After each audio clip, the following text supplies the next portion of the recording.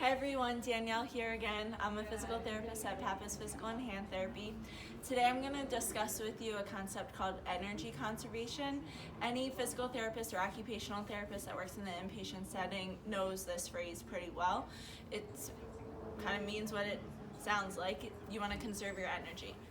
If you're becoming out of breath, like if you come into contact with COVID-19, you want to make sure you're moving slow. And if you think you're moving slow, you want to move even slower than that so you don't get out of breath.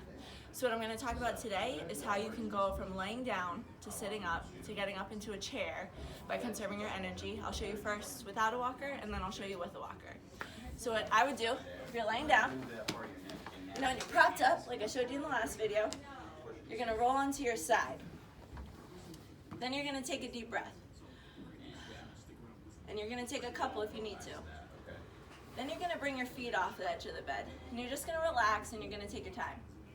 And then you're going to prop up on your elbow and you're going to take a deep breath again. And if you need to do a couple, you do that. And then you sit up and you just relax and you take a couple deep breaths like that. And then you stand. And if you need to stand for a couple minutes, you do that. And then you walk to the chair or wherever it is you're going to sit and hang out while you're quarantined. And then you relax before you sit. You don't just run to the chair. And then you just take your time, you reach back for the chair, and you sit down, and you catch your breath again. If you're going to do that with a walker, you're going to go through those same steps that I talked about, going from laying down to sitting up. Keep the walker in front of you. You want to push up from the chair that you're getting up from, okay? So that you don't pull up on the walker. But you push up and you stand.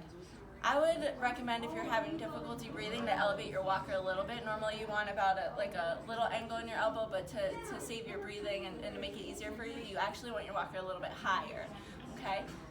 So then you're gonna take your time and take your breath. You're gonna turn your walker. And if you have to take a standing break, even a couple feet from the chair, do it. And just take your time.